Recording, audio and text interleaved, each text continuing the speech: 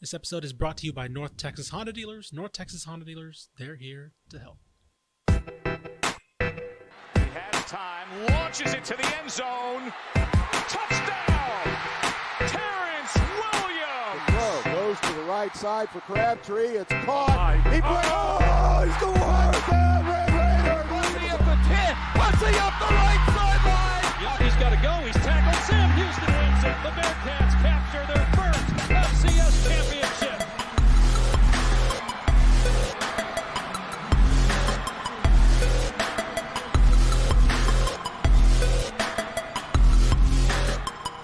Hello and welcome to the Republic of Football. I'm your host, Ishmael Johnson, the college editor here at Dave Campbell's Texas Football, alongside Carter Yates. What's up, bud? We're ready to talk some ball. We're getting into mid-November now. Yes. This is I was gonna say something I probably couldn't have said on there, so I'm gonna say it's gut punch time. Yes. I was gonna say it was whatever, nut up or shut up time. I'm just gonna say it. It wasn't bad. I was like trying to think of a phrase. I was like, yeah, it's fine. Everyone knows that's November time. Everybody knows that's November time. Mallory Hartley, that was the other voice you heard. Hi, Mallory. Hi. Don't make me do more editing than I have to do, okay? I don't have fine. time. You're fine. You're not doing anything right now, are you? For those of you that don't know, Mallory, Pickle, and VNA, they are also in charge of a ton of scheduling right now, seeing as the playoffs in football are starting. The playoffs in volleyball are ongoing, and then I believe water polo just wrapped up. Since Sunday, we've scheduled over 300. Yeah, so for those of you that are just tuned into the college side, yeah, we have a whole high school wing, and our three lovely ladies at Texan Live are in charge of scheduling every single postseason game you see broadcasted anywhere in the state of Texas. So that's what their schedule is consisted of right now. Correct. A little bit of housekeeping news off the top. We're going to start off the show with a little bit of a half reveal. It's already been revealed, but for our audiences, our Texas Football Rising cover. Mal, if you want to throw that up really quick. So every year, every fall, or every winter, I should say, we put together. Oh, she's so pretty. Look at that right there. I was telling Powers this. We were sitting back there and we were kind of looking through all of the different covers, and I was like, Powers, this is by far the most badass cover I've ever seen. Oh yeah, no, I love it. So for those of you that don't know, unfamiliar with our print schedule, of course during the early part of winter, the basketball magazine comes out, which I manage and produce. But then, just before the playoffs, or kind of just around the playoffs, in the middle of the playoffs, we put out the Rising cover, the Rising magazine, which is a recruiting guide to basically everybody who's in high school right now, who we consider a prospect, has some type of evaluation inside. Past couple years, we've made a shift on like who exactly goes on the cover, and so we kind of market our top player overall, based on Greg Powers' evaluation. And he, by the way, a lot of the capsules you'll read are mostly, if not all, him, like his writing, his evaluation. So every little blurb you see in that piece as far as scouting goes was done by him.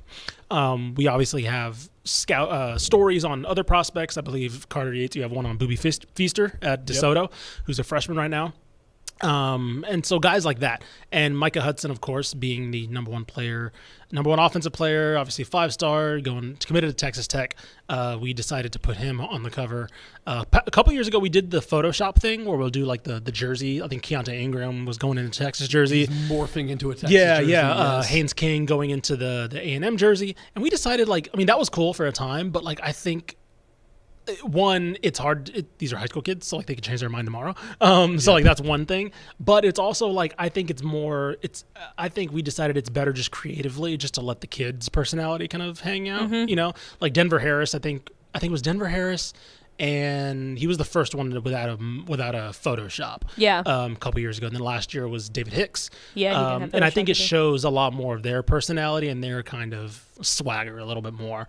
David Hicks was just huge, and so that was kind of the story, is like how massive and impressive he is. And so this one's Micah Hudson. He's kind of a low key showy person, right? Like he has a swagger and he has an edge to him, but not in a standout-ish way, in a lot more low-key way than you'd probably expect. He's got a quiet confidence about him. I mean, the swagger on the field, this cover obviously shows what he's kind of like on the field, but I think he's one of the most interesting recruits that I've seen in my very short time covering recruiting. So I'm excited to read Mike Craven's feature piece on him. This 100%. Is a very interesting guy. Yeah, photo shot by Aaron Mellion as well, who's one of my good buds in the industry.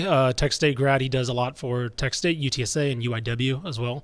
I think he shot our gatefold cover as well last year for the basketball magazine. So, was definitely happy to get him on this project as well. So be on the lookout. This is not in stores, by the way. TexasFootball.com/subscribe. This is for subscribers only. So be sure to subscribe. You get this issue in addition to the football magazine in the summer, the basketball magazine, right? You get all of those in the same package. So be sure to subscribe and get that. If you're just interested in recruiting and want to hear more about some of the up-and-comers in the state, you'll sound really smart if you all of a sudden are rattling facts about Booby Feaster to your friends. So yeah, a little bit of housekeeping off the top. Let's get to some headline news. Nothing really major yet, non-specific. We'll have some quarterback injury news, obviously. Status is about guys like Preston Stone and JT Daniels, and we'll kind of get into those for those related games. But yesterday, we kind of had a little bit of news, hashtag news. I don't know how. Texas stayed the same in the playoff. Playoff rankings came out. Texas stayed the same, ranked at number 7. But I would say that does create some news in the way that all of a sudden it starts to become a little bit more of a conversation of how do they get in if things kind of stay the same. I think this conversation, though, of how do they get in is taking away from the fact that they got to get through TCU and going to Ames in Iowa State at 7 p.m. I saw Danny Davis from Austin American Statesman tweeted about it like, y'all are way more worried about Oregon than you are about TCU. Yes. And I totally agree with him. Yeah. Right? We will, obviously, because, we're talking heads here. We need to talk about the path to the playoff. Sure. But right now, Texas still has a lot of business to take care of. Sure. Now, can you read out the top 7? So it is right now, the 4 in the playoff right now are Ohio State, Georgia, Michigan, Florida State. That's the 4 that are in quote-unquote, in right now. Washington and Oregon are 5 and 6 ahead of Texas. So in my opinion, 90% of this solves itself, right? Yes. Ohio State will play Michigan. Right. And so therefore that winner, barring, I'm assuming they beat Iowa, they probably will, they will go to the final, probably be in number 1. Georgia will probably be in, barring, they have to play Alabama, which is where the controversy comes in. We can get to that in a little bit. Georgia will likely play Alabama in the SEC title game. If Georgia wins, okay, then they're in, right? If Bama wins, then we maybe get something interesting. Florida State win the AAC sucks this year. They're probably in. So then all of a sudden you talk about Washington and Oregon, the winner of that probably. Do they get in? That's an interesting conversation to have. Maybe, right? Because you would assume that would free up another spot. So then that leaves Texas. If they do play Oklahoma in a rematch, that gives Texas potentially a win over Alabama and then a win over Oklahoma, right? And then and then Kansas State as well if they're still ranked at the time. It's not a foregone conclusion because here's the situation that would then arise. I think the Big Ten champion gets in. Yes. I think the ACC, if it's Florida State, they get in. And I think the Pac-12 champion gets in, right? Agreed. Then it sets up, unless the SEC champion is Georgia, I think Georgia gets in. If it's Bama, then I think you have a discussion because Texas has a head-to-head over Bama. Their only loss is to Oklahoma, which they could possibly make up for if Oklahoma makes the title game. Of course, that could be Oklahoma State as well. So then you have a possible discussion on your hands of, do you take that Texas head-to-head win over Alabama? With Alabama having the best win over Georgia. Right, exactly. And so it's like, that's a legitimate discussion that I don't have an answer for, right? I think in my opinion, I think the committee's hoping that Georgia wins. I think just so this too. is like, it's just easier Texas for them. is 5. It is what it is, right? Or Georgia's number 1. Ohio State / Michigan is there, and so it's like I think that they're hoping that because that's I won't say a nightmare scenario, but that is like for the first time ever, you would have an SEC champion not getting in if Bama beats Georgia, right? It doesn't feel like there's a clear-cut top 4 that we're like. A lot of it will work itself out, but it does feel like we're on a collision course to where there is 6 worthy teams to get in. Sure, and a couple fan bases are going to be extremely mad. I think Florida State is shaky right now, personally. I think they are too. I think they might work themselves out to where they're going to lose one of these games, whether it's the ACC championship or a regular season game they drop. So they got Miami coming up, which is not an easy game. No. Miami's not an easy game. So, like, that could be. So maybe that's one they drop. Yes, Ohio State, Michigan, that one's going to be very interesting. If they both go in undefeated, but also, doesn't Michigan play Penn State? Penn State does. I was going to say, I mean, that could. Maybe, but Penn State hasn't. I think. For justified or not, I think people have kind of like written Penn State off after that bad performance against Ohio State, where it was just like they just looked so lackluster, right? It was like Ohio State wasn't even that good, and Penn State seemed like they had no chance. And so I think people are translating that to Michigan, which, again, that goes to, I think we had this discussion earlier in the year. I think me and Mallory may have talked about this, where it's like the Big Ten's so down this year outside of those three that, like, you can't take any evaluation until those teams play each other. I was going to say, Michigan hasn't played anybody. Right. And so it's like this is their first real test. We're just kind of assuming real test without Connor Stallions, too. So correct. That happens, what happens? Man. We don't know what's going to happen. I don't know. This might all just work itself out like that. This week. Maybe. But yeah, so I understand why. I get Danny's point, and I agree with this point overall, but I do get why Texas fans are a little antsy because they're like, we're starting to run out of paths here. It has been like the entire year you're just like win out and you're in, and the deeper and deeper we get, it's kind of like you win out and it's going to be close. I know. Ironically, the Texas beating Bama is like, Texas beating Bama but then losing to Oklahoma was like the worst combination of things that could have happened. Like if they're undefeated, they're in, no problem, right? But it's the fact that they beat Bama and people thought, okay, Bama's down. Well, no, actually it turns out Bama just needed to kind of retune their offense a little bit. Okay, now if Bama wins, SEC champion, like that's kind of, we've kind of all taken this whole thing like, oh, the SEC champion just gets in, right? And now it's like, well, do they? Like, I think they do just based off of everything, but it's like, can you justify that? Well, and also because it's like Texas beat Alabama so earlier in the season before Nick Saban benched Jalen Milroe playing 5D chess to show that his backups weren't better than Jalen Milroe. Right. So it turns out, he's like, it turns out we're actually playing the best guy the whole time. So I don't know. It's a lot of, and it's weird. Again, this is the reason why the playoff committee, as opposed to like a computer system, is hard to, because like literally they have a guy on there, whoever the rep is. Corrigan. Every week they have a guy on there and say, this is our logic. And it's like, it's so hard for a human to go up there and stay consistent with their arguments, as opposed to like saying, here, if you pump in a formula with like the BCS or whatever, you pump in a formula and says, here's the 4 teams that spit out. And it's like, this is the logic it took into account, blah, blah, blah, as opposed to like a guy saying up there was like, well, actually, if you take into account that Texas didn't, Alabama's gotten to be a better team after and it's like, oh, you're just like you're putting yourself into a pretzel, basically. Yeah, so, right. I want to highlight something that Joe Cook from Inside Texas tweeted out. Yeah. So Boo Corrigan, when he goes on the CFB selection show, they ask him about 6 through 8 conversation, why is Oregon ranked ahead of Texas and Alabama? And this is Boo. Again, looking at the win over Utah, understanding that Texas has a win over Alabama, Alabama comes back with wins over Mississippi, Tennessee, LSU, but it's a compilation of everything that I was talking about in answering Joe. It's not one single metric, but we spent a lot of time on it, and we want to make sure we get it right. What kind of riddle is that? He just said words. Like he just said words. That's just a word salad.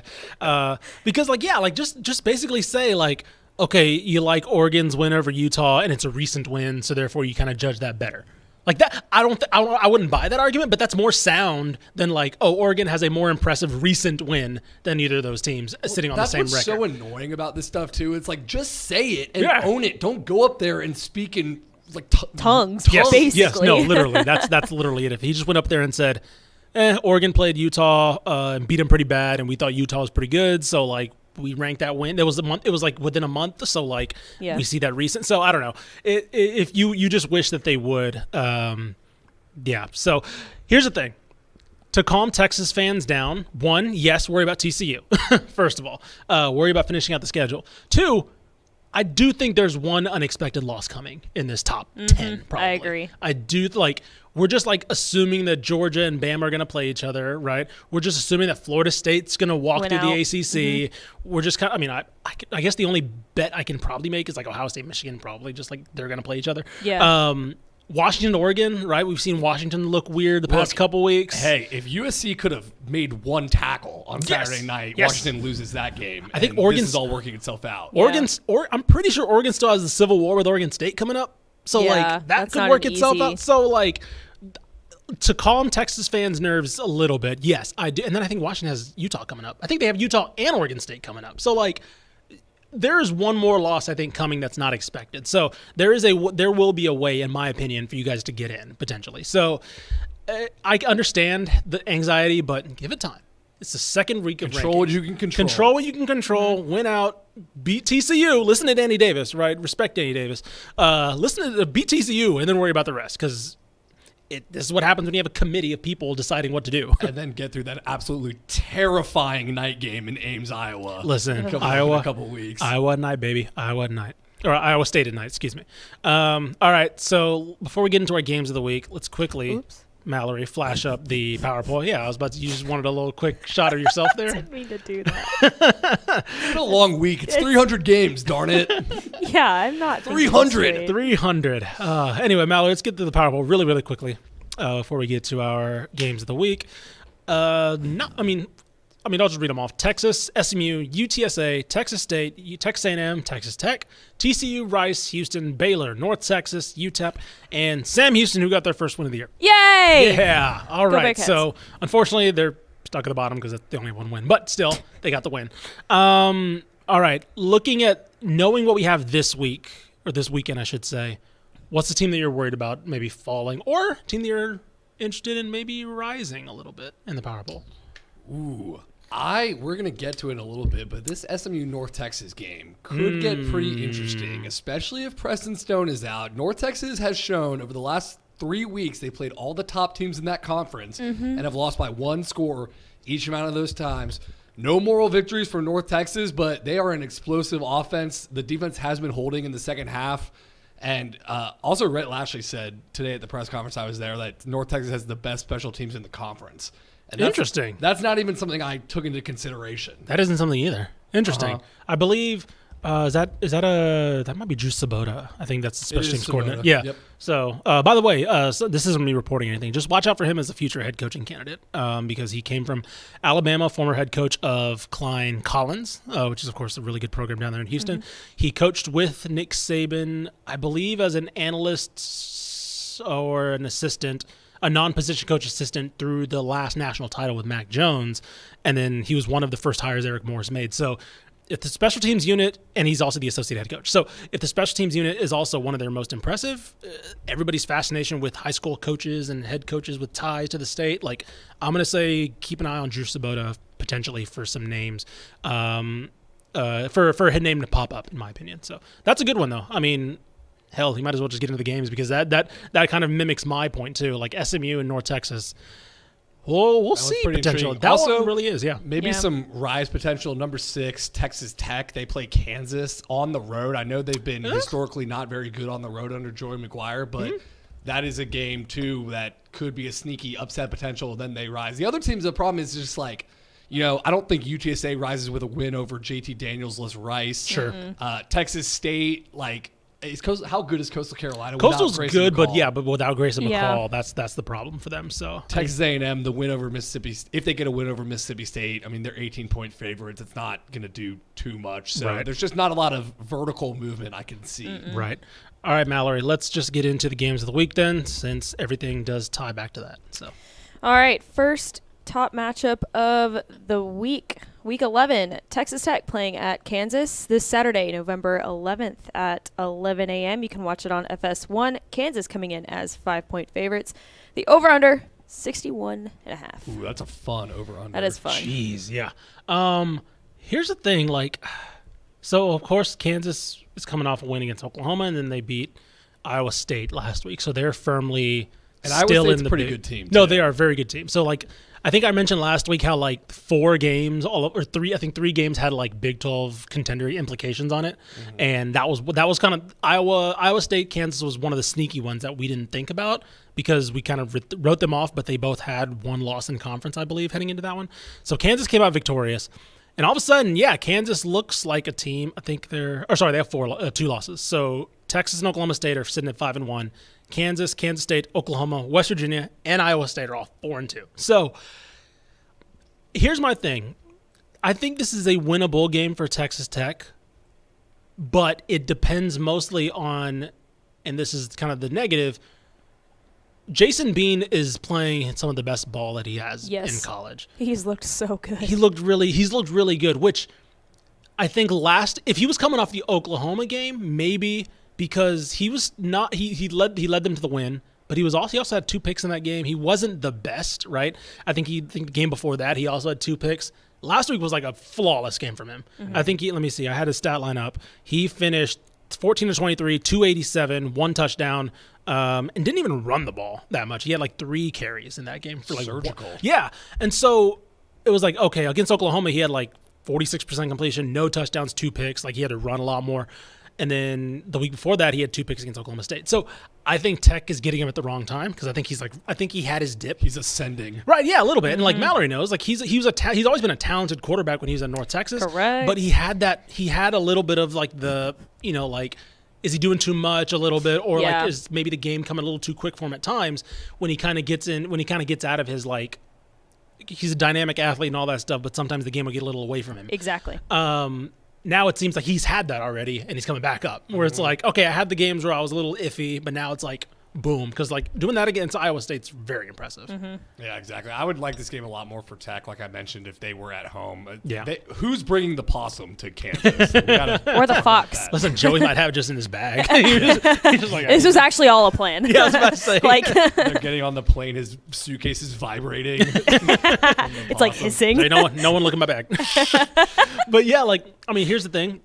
This one, I mean, I liked what I saw from Baron Morton last week. I thought that was one of Zach Kidley's best called games. I think it was too. I want to jump about Baron Morton too, because there was some talk, amongst us where it's like, does Baron Morton have the strong enough arm? It felt like sometimes he was throwing it down the field. It was short, underthrown.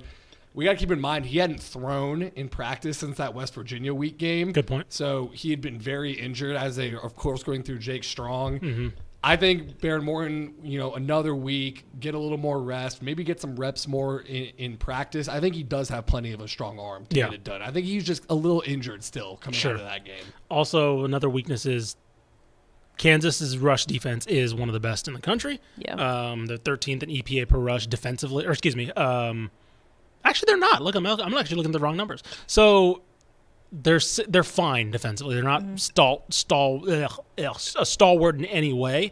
So I wonder how much, if this is like we feel like we need the Taj Brooks game, but like I feel like if Tech finds some real big success here, maybe exploiting that a little bit. You know what's so funny though is they flashed that graphic on the TCU game, and Taj Brooks is like 4th in the nation in rushes. I know, and it never feels like that. It never feels like he has enough carries. Yeah. I feel like I'm getting hoodwinked. I know. I feel like that's not true. It It's like flashed some up on Fox. I was like, nuh-uh. I've watched every game. I was about to say, which, I don't know. I don't know if it goes to show you if it's like they are indeed giving him the ball, or if they need to be giving him the ball more because he's up there and we feel like he's not getting the ball. I don't know, because I'm not a coach, by the way. Maybe no, probably so. So yeah, I don't know. By the way, because this is partially an Ollie Gordon podcast too, he's already leading the country with like 20 less carries than everybody else. And then in that same graphic, he has like 174, and then everybody else is like 962, 210, 193. And so it's just like he's already leading the country in carries. It's awesome. Sorry. Who do they play this week? Oklahoma State. That's a good question. They actually have because this is basically a Big 12 UCF, podcast. so they are about to roll. Oh, they finished UCF, Houston, BYU. Oh, so he may hit that 2,000-yard mark. He might. You know what's so funny about Ollie Gordon too is he had 3 carries versus South Alabama. Oh when yeah, they lost. Yeah. And then they were like, what if he had no carries? Yeah, I was like, what if we just give him the ball all the time? Yeah. It's like Chris Comer from Friday Night Lights. Yeah. He's like, wait, we had this kid on the bench the whole time? All right, what's next, Mallory? Oh, wait, by the way, I guess I'll pick Kansas to cover just because it's kind of bad timing for Tech. Yeah. Wait, what's the spread again? I never remember what the spread is. That's not surprising. 5. Kansas by 5. I'll go Kansas. Yeah. I'll go Kansas. Just because, like you said, you brought up a good point. It's not at home. A touchdown sounds right. Yeah, right. Okay. Next game of the week, our final game of the week, Texas playing at TCU this Saturday at 6:30 p.m. You can watch it on ABC. Texas coming in as 10-point favorites. The over-under is 53.5. Yeah, Don't overlook them. I know. Texas, don't overlook TCU. But also, like, Doesn't it also feel like Texas is, like, aside from the Malik Murphy thing, it just feels like Texas as a whole is rounding into shape a little bit, and it feels like bad timing for TCU. I mean, there's times for like 2 quarters where Texas looks like the best team in the nation. Right. The problem is when something bad happens, it snowballs. Sure. Yeah. So like Houston, they give up 21 unanswered points versus Kansas State. They turn a blocked punt into 3 other turnovers, and Kansas State erases a 27-7 deficit in like 2.5 minutes. They've shown more mental fortitude by coming back from that, getting punched in the mouth 5 times in a row, basically, to still win the game. But it's like, can you stop taking 5 punches in a row? Right. Can you make 5 punches 1 punch instead and get back on track faster? Right. I think my worry for this one is we're starting to see – my worry for TCU is we're starting to see, one, I think teams are figuring out the run game. For Monte Baylor didn't run the ball well, let's just tech it all. And then I think that they're also seeing that they can just kind of – it's because the pass rush. I mean, it's because the pass protection is not very good, but Josh Hoover's a little mistake prone. And he's just not – I just don't think he's ready yet. And so I feel like versus this, particularly those 2 defensive tackles in T'Vondre Sweat and Byron Murphy, I think that they're going to feast on that offensive line. I think so too. The Texas interior, the defensive line is NFL caliber. I was about to say, is that probably the best in the country right now. Like those 2 guys in particular. And Sark's getting pretty salty. They haven't had a holding call on them all year.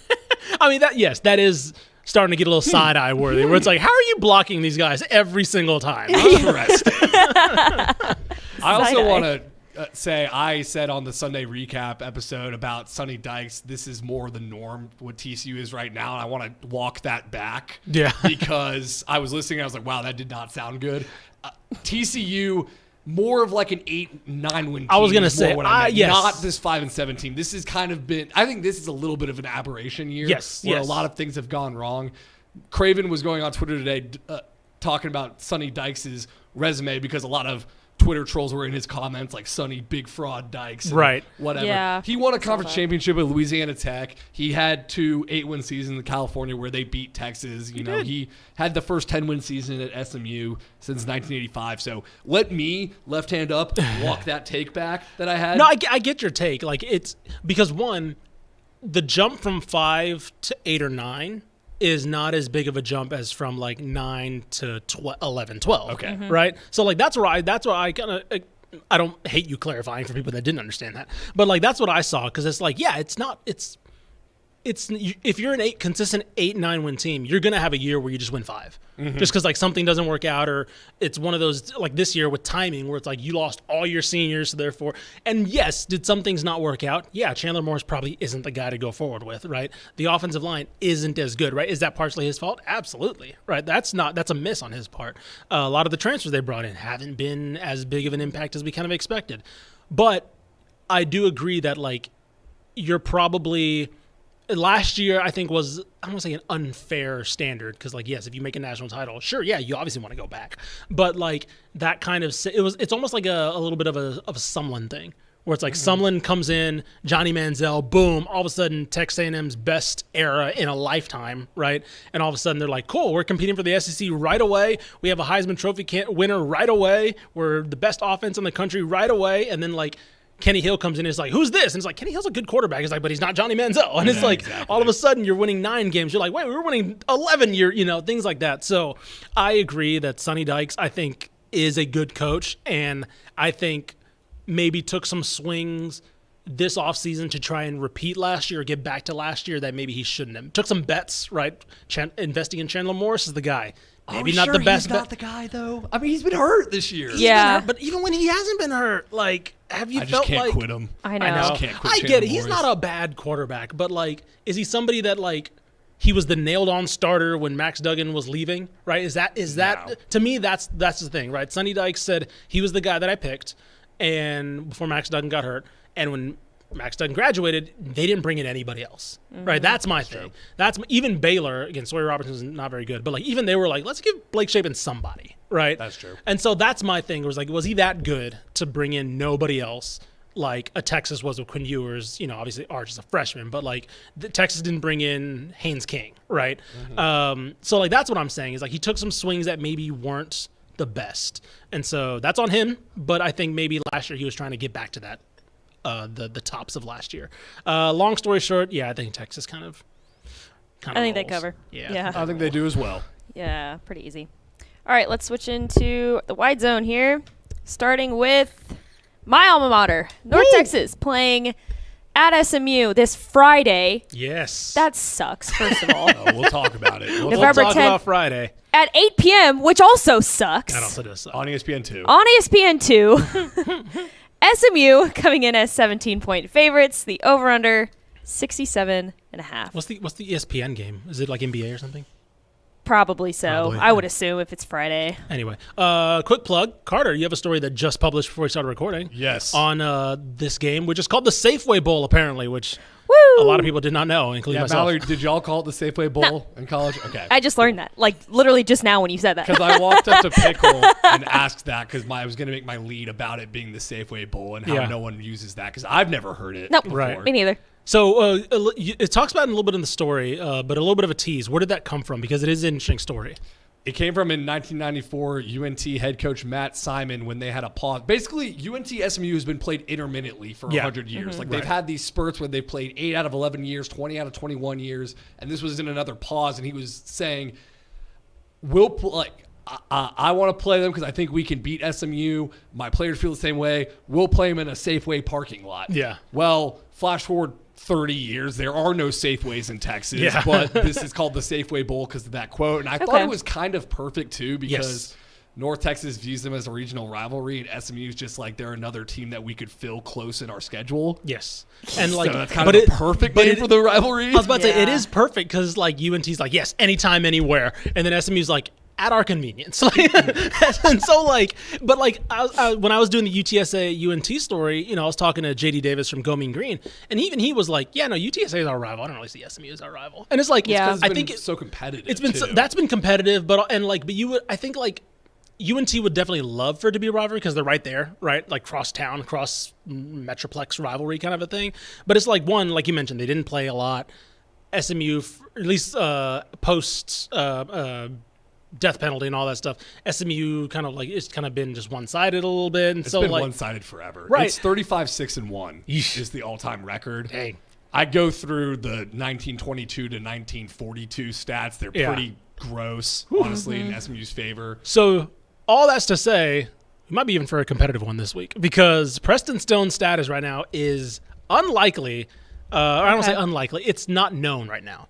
I think Lashley said he was still in concussion protocol. He's in the protocol. Kevin Henry Jennings talked to the media today at SMU. So I would it's say gonna be that's a game time decision. I was about to say, and I would if he's talking to the media and concussion protocol is very complicated, so I would kind of pencil that in. Yeah, pencil that in. Not in pen, but pencil that in, which all of a sudden makes this very interesting because we know SMU's defense is very good. I believe that was the graphic from Fox Sports that mentioned they're only one of 4 teams in the country that are top 10 in defense and offense right now, which is very impressive. Yes.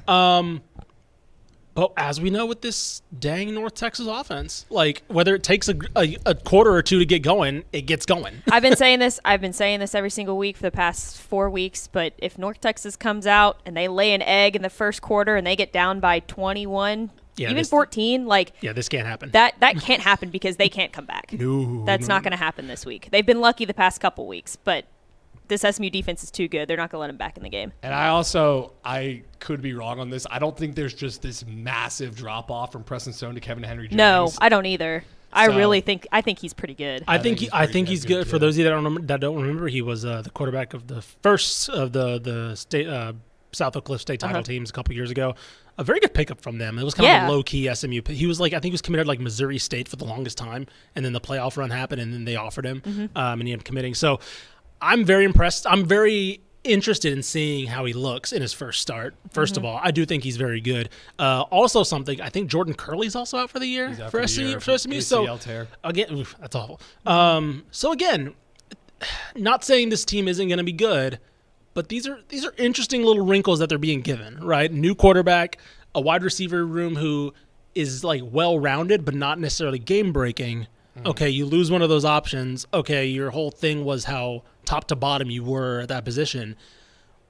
I don't know. I'm curious. And then, yeah, go ahead. Here's why this game is so intriguing because North Texas, for the first time in their history, has now been in the same conference as SMU. Yeah. And SMU banged down the doors of the Pac-12 as the house was burning down. Yeah. And then Let us in. And got then, into the ACC.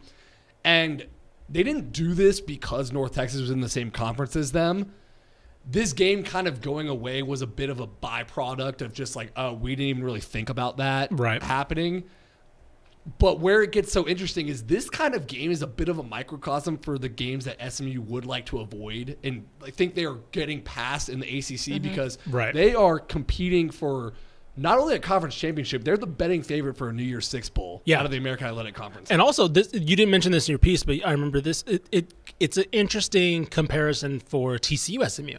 Yes. Where it's like we know that the Iron Skill is going away after next year, and TCU thought they were better than SMU. And it was like you don't want to give – and again, I'm not saying SMU thought of UNT like this, but you don't want to give the perceived younger brother any opportunity to beat you in recruiting, to beat you on your home turf. Right. And so, like, that's what TCU saw the gap shortening with SMU, and they're like, ooh, cannot do that anymore, right? Yes. And now that they're going to the ACC, I mean, they may start it up again, who knows, now that they're both Power 5 and they can both use the capital to have a good non-conference game. But until that happened, they were like, yeah, no, we can't give an AAC team, like, the chance to beat us at our own turf, on the field with players that we're going to be recruiting with, things like that. So it is very similar in that way because the year that they UNT did beat SMU, it felt like a turn. We were like, all of a sudden, you're like, you're like, UNT's beating SMU now? And they beat them bad. I think it was Dykes' first year, something like that. And you were like, they beat them bad. And you're like, oh, my God, what's happening here? It is just – it would be so poetic for – because SMU is trying to go to the ACC with positive momentum. We're in a New Year's Six Bowl. We won the conference. We go into the ACC. What could very well happen is North Texas swipes the chair out from under them at 8 p.m. on Friday night, ESPN2, with maybe 15 people in the stands because it's the first round of Texas high school playoffs. Yes, that's the other thing going on. Yeah, literally. And all that positive momentum that they're building comes to a nervous pause where it's like, wait. Like, are we sure we want to go? I did like the Eric Morris quote you threw in there. He was like, "Yeah, the SMU president forgot to tell me that they're going to the ACC." He was like, "Yeah, I didn't get a phone call on that." Oh my gosh, that's hilarious. But yeah, so with that being said, I think I'm gonna pencil. What's the spread in this one again? It's 17. I'm taking SMU, but I'm taking North Texas to cover. Yes, I think I might take that as well. Yeah, I think it's going to be. If it was closer to closer. 10, I'd maybe go SMU to cover, but I'm gonna take North Texas to cover this. I think this will be fun. Yeah, I think so too. I'm excited. All right, moving on here. Baylor playing at Kansas State this Saturday at 2 p.m. You can watch it on Big 12 Network or ESPN Plus. Kansas State coming in as 20.5-point favorites. The over-under is 55.5. First of all, Kansas State will cover. Second of all, we've talked about bad timing for teams. They're mad. Kansas State is very mad right now. This is a get-right game for Kansas State. This is a very much a get-right game for Kansas State. Baylor just happens to be on the other end of that. Baylor was watching that Kansas State-Texas game like, no! Not now! Don't lose this. In Manhattan, too. In Manhattan. This is just a recipe for disaster. Matt Jones and Devin Bobby are about to have bad times versus that rushing attack for Kansas State. Baylor has moved on to basketball season. Listen. With that game with Auburn last night, much like Matt Hartley has with Michigan State, Shut right? up. Oh, my God. Wait. Why would you even bring that up? What happened? Oh, shoot. Oh, my God. Oh, wait. Oh. All right. Anyway, but Baylor has moved on. They're one game into the season, and she's already depressed with basketball season. Yeah, because I can't have anything nice in the sports world. Or apparently James Madison's just going to win every sport now. Yeah, literally. They're just going to be might. good at every single James sport. Madison's the best athletic program in the nation now. I mean, they're unbeaten right now in two major sports, so they might be. The vibes around Baylor's program are very bad. No, to your point, yes.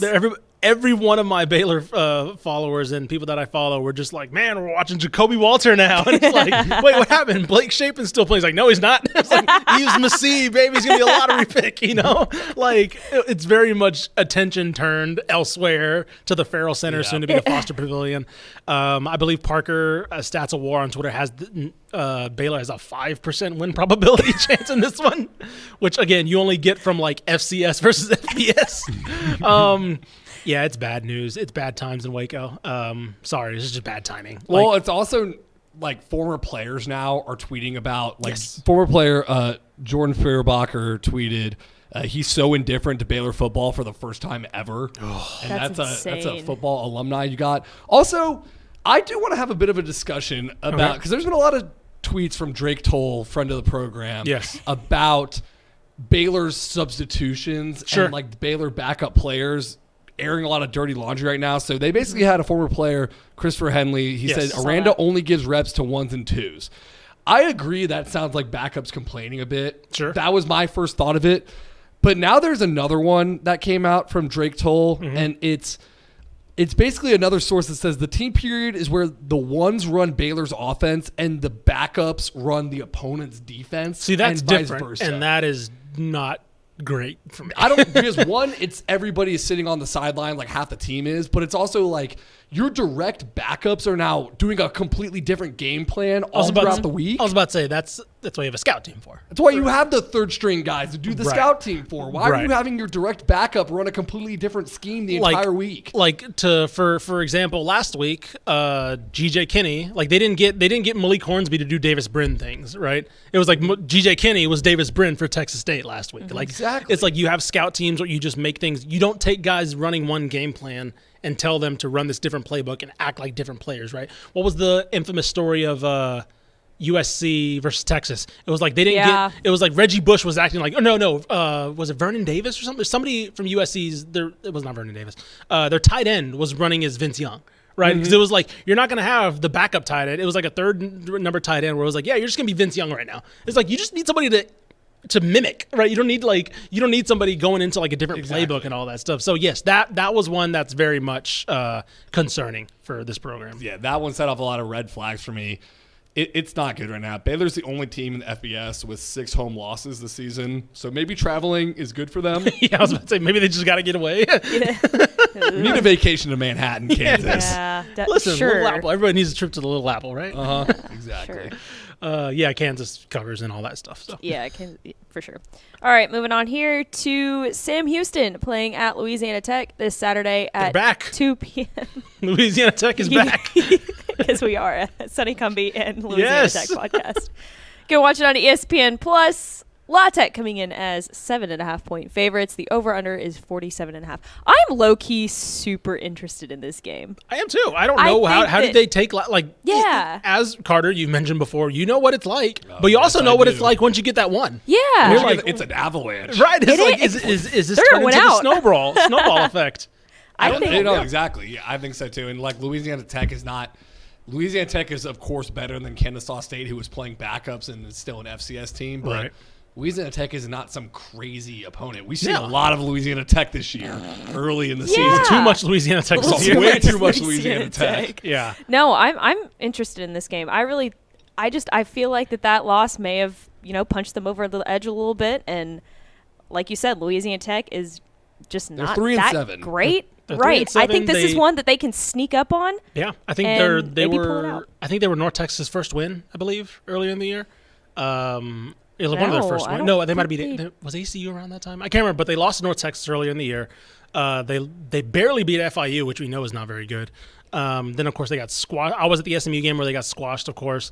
But it's like, yeah, they're a competent team, but they're not like somebody that I'm like, they got to watch out for. Well, we'll talk about them in a second, but I could see Sam Houston wins this game. We might see them kind of hopping UTEP in our power poll, maybe, possibly. I mean, I guess UTEP won the head-to-head, but like if they finish out with good momentum and UTEP kind of falters a bit. Maybe Sam Houston State beats the 13th place allegations. Yeah, and I'll say Keegan Shoemaker has been better. Last couple, flat out. When he's gotten in conference, he has just been a better quarterback. Since playing, since the Air Force game, which was the last 13-3 putrid offense, good defense game. Let me see. He's thrown 5 picks to 2, 4, 6, 8, 10, 12, 13, 14 touchdowns. And this is also with 0 running game. Right, exactly. With 0 running game, he is the run game as well, right? He's like, I think he leads them. He might legitimately lead them in rushing. But he's been good. Last week, 30 of 38, 242 through the air, 78 completion, 3 touchdowns, right? You can say whoever he's playing, who cares? He's played well since conference. So again, he has no help, like Carter just mentioned, and he's turned a corner a little bit. So, like, I don't think they win, but I wouldn't be opposed to them covering. Like, I really think this could be another one of those close, frustrating losses for them, unfortunately. But I wouldn't be shocked if they won either. I think they win. I was just about to say that. You know what? I'm going all in. I think they win. I think they win. They got the monkey off their back. Now they can play free. There you go. They can play free. It's the Steve Young, get this monkey off my back after the Super Bowl. Yes. Exactly. All right. Up next, Texas State playing at Coastal Carolina this Saturday at 2:30 p.m. You can watch it on ESPN+. Texas State coming in as 1-point favorites. The over-under. The news about Grayson McCall being 48.5. out definitely shifted those lines a little bit. Yeah. What did it look like before? What was the spread before? I didn't see before. I only saw the post where they flipped as a favorite. Of course, Grayson McCall, it's funny, if you go to his bio on Coastal Carolina, I think Kev Chardello at the Statesman did this, you have to scroll through his, like, accolades. I was going to say, he's been there forever. He's been there for so long. Like, I'm just going to show Carter this. He's actually the most decorate quarterback. Yeah. Like, that's literally all of his right there. It reads like a Wikipedia novel. Is he senior, though, like, for real? Yes, he is. Okay. Because remember, he tried to transfer. Right. He tried to transfer, and I think he almost ended up at Auburn. But there was some issues with the paperwork because that's why Auburn doesn't really have a quarterback right now. It's because they thought they got Now they wanted to take our quarterback. Or that too, Peyton Thorne. Well, that's why they settled on Peyton Thorne because they couldn't get Grayson McCall. But so even with Grayson McCall, I think this is why the line shifted is because Coastal, it's been a lot of Grayson McCall this season. Yeah. They haven't been, it's new head coach Tim Beck. Which Carter knows a lot about Tim Beck. Yeah. Shout out Texas. Not New Mexico State. Not New Mexico. Coordinator. Yes, not New Mexico State Beck, offensive like coordinator Tim Beck. Former Texas offensive coordinator Tim Beck. They haven't been that great. Like, they've been fine, but I think that's why this line shifted is because without him, I don't think they know what this team looks like. Yeah, I mean, it's like Coastal Carolina has been kind of a wagon for the past few years, and now they're just kind of masked by Grayson McCall heroics. So instead yes, of all being good around him. So everything is down. Completion percentage is down for him. His passing is up because Tim Beck's a passing offensive mind. Jamie Chadwell was the one that had that kind of dual threat system going, and he had, I believe, God, he only has 48 yards rushing this year. He was coming off what? Right? He was coming off 560, 300, and then 200 rushing yards as his past couple years, and then 250 attempts, 240, 297, already at 224 for this year. This is also probably because they can't have him get hurt, like what's happening Maybe. right now. Probably so. We're going to see what they look like without him. We definitely are. Mm-hmm. So, again, this isn't your dad's Coastal who just ran through the Sun Belt. This is very much a new-ish type of team. I believe they also had a close win versus Old Dominion. I think that was the one that McCall was out, so I think Vasco finished that one. And then they also have close wins versus App, who doesn't look that great this year, and then Arkansas State, which is one of the worst teams in the conference. But that's also just classic football coach. Like, look how awesome this dual threat quarterback is. I don't want him to run anymore. Right, all right. Run my offense. He's going to play my system. One interesting nugget in this one. Coastal Carolina defensive coordinator Craig Nivar, who was also at Texas before. Yeah. Wow, Texas East. Yeah. So he was the defensive coordinator at Texas State the last time Texas State was bowl eligible back in 2014. He was the defensive coordinator of that team under Dennis Franchione. So a little bit of a connection there, which is kind of interesting. So yeah, a lot of Texas State fans wanted him to be in the running for the job when it came the past two times it came open, but I think he wanted to get back. I think he's close with Tim Beck, so he jumped on that staff pretty quickly. So also another thing I saw from Kev, shout out Joey Hobart for setting the record for reception yards at Texas State as an FBS program at 804. Yeah.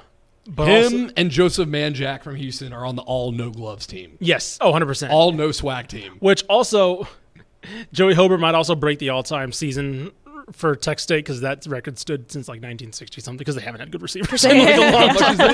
I cannot remember. I think it might be John. Is it 850? It might be something like that. I think it's like something. Is it Johnny Parker? It might be Johnny Parker who has the reception leader. Johnny Fast Legs Parker. No, I'm not joking. It's something 67? like That was in the 1971. Oh my God, I'm gonna be depressed when I find this number.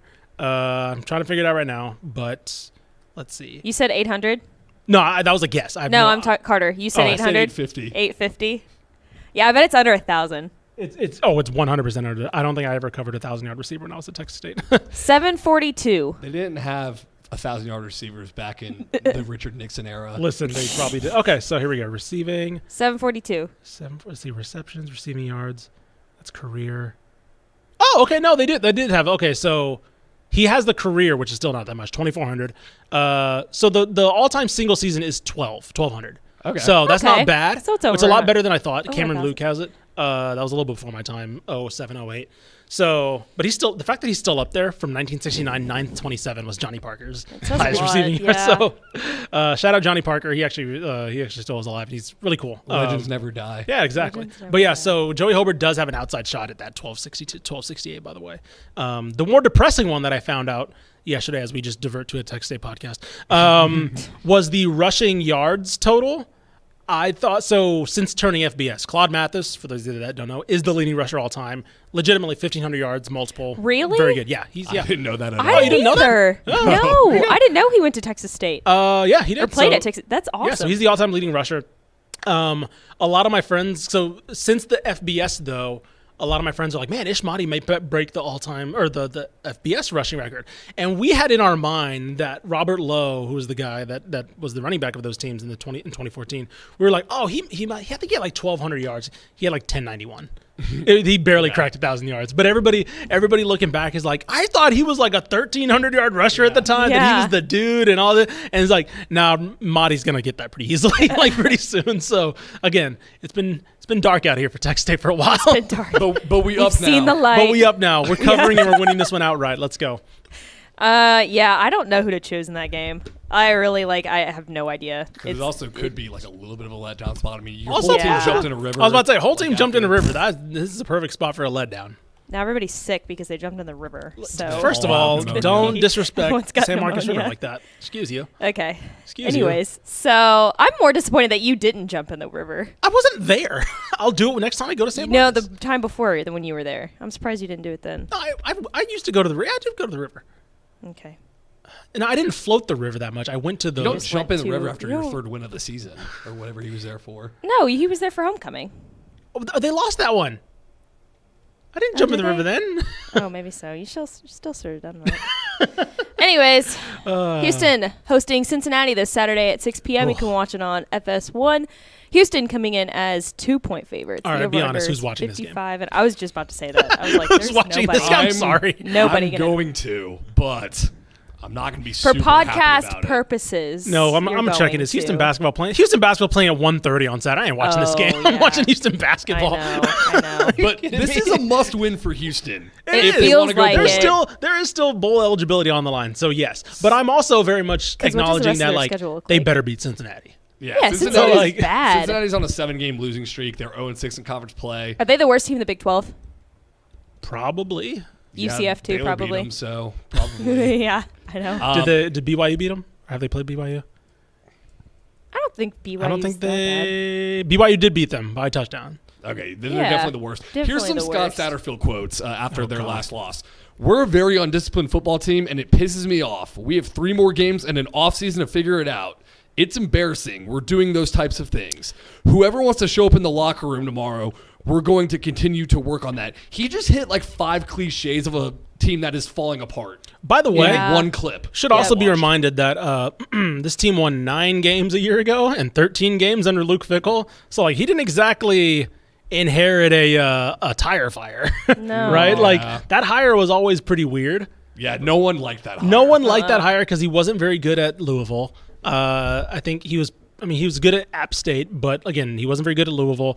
And they had a chance. They had, Wisconsin had give the buyout to Luke Fickell, so they had money to spend.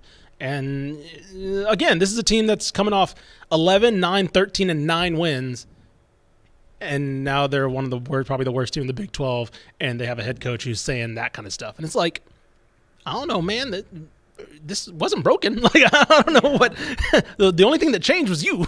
And the conference a little bit. A little bit, but like, would you expect? And Emory Jones, a quarterback. If Luke Fickell was there, would they be this bad? No. I don't think so. I was about to say, I don't think so. So like, I don't know. Like, I can look at UCF and I can look at BYU, and I could see that UCF. I think they maybe made the jump a little bit too early.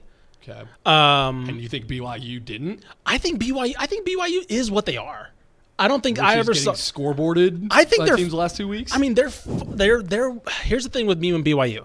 BYU was never a team that was like I never saw them as like they need a conference, like they need to jump up. I saw them as like a solid program, 7 to 9-ish wins.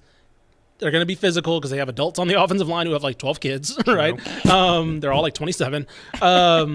But like I never saw them as a team that's like, oh yeah, they should be competing with Texas, whatever. Yeah. I thought the independent scene was perfect for them because it was like, I like them playing Utah. I think they're kind of a poor man's Utah a little bit in terms of like style.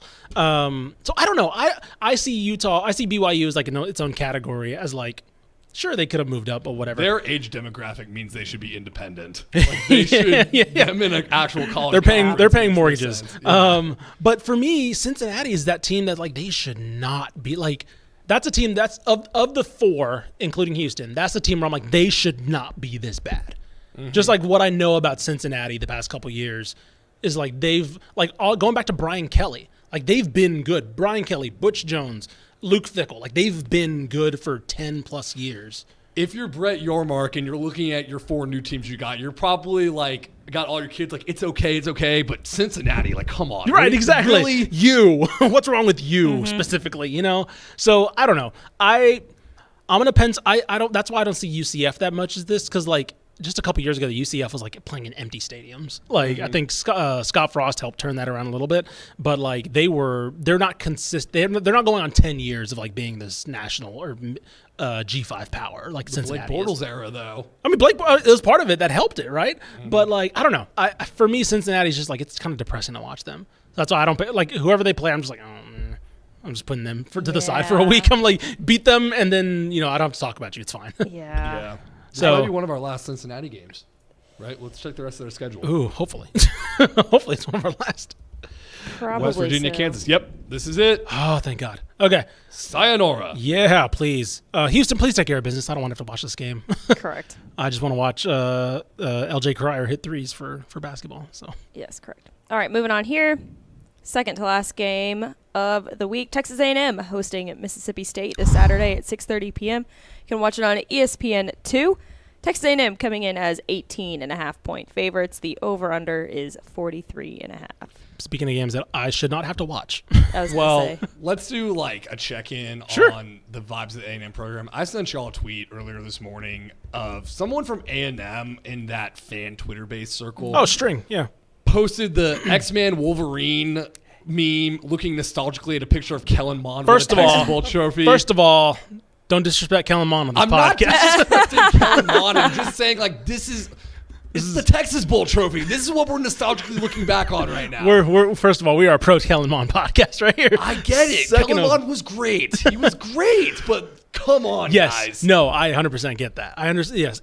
That's how bad things have gotten. They want a quarterback who can take them to the Who they Texas can- Bowl. yeah. Because right now they're trying to find a quarterback that can take them to a bowl right now. They'll get there, right? They have ACU coming up. They have, I forgot who the other hell they're going to beat. It might be this week. It'll probably be this week. It would be so funny if it happened ACU week. That It'd be would very be probably funny. the best. It'd be very funny. Yeah, I mean, vibes aren't great.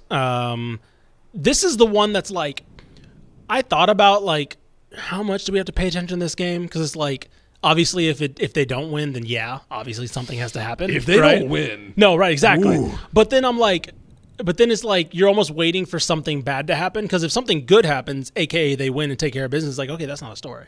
Then you're just like, yeah, I don't need to. That's fine. They did what they needed. Mississippi State stinks. Like I saw, which made my heart jump. I saw my first Mississippi State fan graphic of GJ Kinney in Mississippi State gear, and so like they're like, No. and so all of a sudden What a they're jump like, scare. they're like, alrighty. It was like I think the tweet was like, I've seen enough. I'm ready, and I was like, no. What's going on?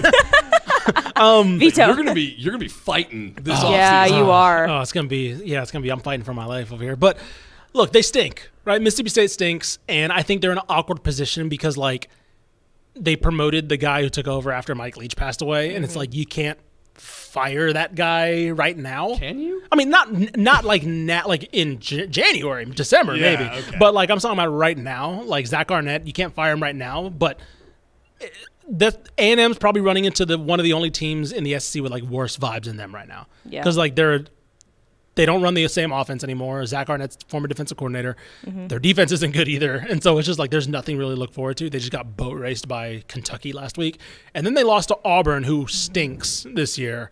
So, yeah, it's, again, one of the only teams with worse vibes than you. Luckily, you get them this week, A&M. So take care of business, I think they should. This is totally off topic 'cause I'm looking at Mississippi State's schedule now, but they beat Arkansas 7-3. I remember that game. The offensive coordinator got fired the next day. Yeah, Dan Enos. Yeah, was that Dan Enos? Terrible. Got fired? Yeah. What an unwatchable game. Yeah, that was bad. Horrible. Also, speaking of defense, Edrin Cooper getting left off the Butkus Award finalist is a travesty. That's a joke. I mean, he's been one of, if Jalen Ford didn't exist, we'd be talking about him the best linebacker in the state by far. He's going for SEC Defense Player of the Year, also leading the nation among linebackers with 16 tackles for loss. It's a joke. In the SEC, at Texas A&M, what does he need to do? I don't know. It's a joke. Yeah, I don't know. I mean, that's probably the biggest snub so far because a lot of the short lists are coming, or the watch list semifinalists. I can't wait to debate the list. Oh, it's gonna be so great. I'm so mad about this one too. Yeah, it's gonna be bad. But yeah. By the way, do you know who the current OC, I guess acting OC for A&M or for Arkansas is right now? Because you mentioned Dan Enos. Remember Kenny Guyton? Ooh, former Ohio State quarterback. Yeah, Kenny Guyton. I think he was with. He was with Texas for a little bit. Yes, he was with Texas for a little bit. Some analyst role, I think he sat behind. I think he was the odd man or after the Cardale years, after that national title year. I think he played like one game, or maybe it was before. I think it was before. It was before. I don't think it was after. I feel like he was in that JT Barrett era sometime. JT Barrett, Braxton like Miller, JT Barrett. Jones. Maybe the first of JT Barrett's 8 years. Maybe in Ohio State. Braxton Miller's somewhere in there. But yeah, so he's the play caller right now for Arkansas. So interesting. Yeah, I didn't know that. It's one of those remember these guys type of games. Yeah. All right, last game of the week. Rice playing at UTSA this Saturday at 6:30 p.m. You can watch it on ESPNU. UTSA coming in as 14.5-point favorites. The over/under is 58.5. Yeah, speaking of lines that jumped. I was excited for this game. Yeah. This went from minus JT Daniels. This went from -9 in favor of UTSA to -16.5. Yeah, so Mike Bloomgren said that JT Daniels is doubtful for the game. Which is very unfortunate because if he's doubtful, then that kind of puts their season really on ice because, as we've talked about, this offense, this team has really been JT Daniels or bust. Now, let me put Chase Jenkins played pretty well last week, right? As the situation gave him, he was about as good as you could expect. He ain't beating UTSA. I was going to say, JT Daniels was in for a solid half and put him in a good position. Yeah, exactly. And so, what did he finish with? Again, true freshman quarterback. He finished with 83 yards passing. Again, nothing crazy, but they're also playing SMU, so like kind of understandable. 75 yards passing, excuse me. UTSA is clicking on all cylinders right now. They look like, along with SMU and Tulane, the favorites in the conference. Yeah, unfortunately, they're on a high, coming off of a really nice rivalry win last week. Yeah, they on were the also road, feeling themselves because Jeff Traylor did the thing he has not been able to do, which is win in Denton. Yeah. Yeah, it's bad. We news talked for Rice. about it in the Slack a little bit, but I almost thought this game could be a bit of an indictment on Bloomgren because it's like this offense and team has been so reliant on JT Daniels. Sure. And now a bunch of coaches in Texas do say Rice as a roster is way better since Bloomgren took over. They signed the best recruiting class since in a long time, maybe of ever. Maybe. But they are a little reliant on I was JT about to say that I don't think the talent is better than it's been. I think also that maybe the question comes in terms of maximizing that talent. Yeah. Right? And I think that's where maybe this game could be a little bit of an indictment because I think you're right. He's been able to attract talent. We like a lot of people on that staff. We think they're a really talented staff and a very knowledgeable staff. But there's a difference between player acquisition and player development. Yep. And so this could be, like you mentioned, JT Daniels could have been masking a lot more in this game or this season than maybe he could be masking more that'll be unveiled this weekend. We're going to find out. We're definitely going to find out because this is a UTSA team that's clicking on both sides of the ball kind of a little bit. Now, the one thing that scares me about UTSA, DeCorin Clark is now out for the year officially. Yeah. They have gone from having 3 dynamic wide receivers in JT Clark, Zachary Franklin and Joshua Cephas. Now that is down to Joshua Cephas this year. I will say So they've had like that could hurt them in the long run. maybe. I do wonder about their top end as far as that's concerned, but they've had a lot of guys kind of. It's been Josh Cephas obviously, but they have had guys. Tyke Ogle-Kellogg has been really, really good for them. Devin McQuinn, yes, they've been very. Oscar Cardenas is. I love big tight ends. He's like so fun to He's watch. a tight end, but he wears number 1, and so it's just like he just like looks bigger. He's like Patrick Ricard for the Baltimore Ravens. That's a good reference. He's almost like 300 pounds. That's a good reference. So like I agree that their room is nowhere near as talented as it's been, but I feel like there's guys who like. They were kind of playing with a cheat code a little bit, right? They were playing with like a Power 5 receiving room. Now I feel like this is more of a AAC receiving room, realistic, right? Yeah. And so I think that from those expectations down to this one, I think it took Frank Harris a little bit to get used to that too. Yes. He couldn't just throw the ball and be like, yeah, Zachary Franklin got it. It's more of like, okay, I probably got to be a little bit more surgical, which he has been. So I think that's how it's taken a little bit longer to see UTSA round into form a little bit. But I do think they're rounding into form. I'll say last week's defensive display, forcing Chandler Rogers into some turnovers and all that, they were able to they got to him a little bit in the pocket. Like, they're not shut down, but like I think last week helped them a little bit get some confidence too. So is Zachary Franklin's at Ole Miss now, right? Yeah. How is he doing? I don't think very well. I think okay. I don't think I was just curious. His whole transfer was under weird circumstances too. Yeah. He keeps going, but then it was like he's not going to go. Yeah. Yeah, he only had 2 catches. I think he only had 2 catches last week or something. Yeah, last week against Auburn. Oh, no, he hasn't played since October 21st. So okay. I don't know. Yeah, it's been very weird. That's just a whole nother. We could have a whole podcast on some of these transfer portal things, like getting in guys' ears and getting them to jump up when maybe they're not ready for it. But that's a whole nother TED Talk. We can talk about Alden McCaskill not necessarily being like Colorado's like 3rd leading rusher right now. So anyway, but yeah, no, that's a nice topic for another. He has 59 yards in the air. Did you know that, Alden McCaskill? Yeah, I did not know that, but it's not surprising. Anyway, that'll do it for us. UTEP's got to buy. UTEP's got to buy, so there you go. That's a team that definitely needs a buy. So I know. That'll do it for us. Please subscribe, subscribe, listen everywhere you get your podcasts. Any of the shows on the Republic of Football, by the way. Of course, promo code DCTF for 15% off your first time purchase at homefieldapparel.com. They just released these dope bomber jackets. Are you seeing those? I saw the Tennessee ones. Those are sick, man. And then they also dropped their first snapbacks. Yeah, which those are is sick. insane. I might get me one of those Arizona ones because they're like I think they're specific to like hoops powerhouses right now. I got my first Texas one, the Astro Bluebonnet Bowl, 1987. Did you get it in the mail? Is a really good one. Got it in the mail. Yep. Yay. Nice. So yeah, 50% I haven't off. broken it out yet though, but I'm going to. Definitely Next break Wednesday. that one out. Next Wednesday, I'll bring it out. There you go.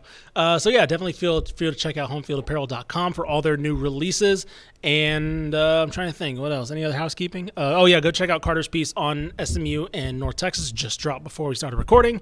And that'll do it for us. Please remember Jimbo Fisher. Please give us a call. And as usual, go Rutgers. You're bowl eligible, so the rest of the season doesn't matter.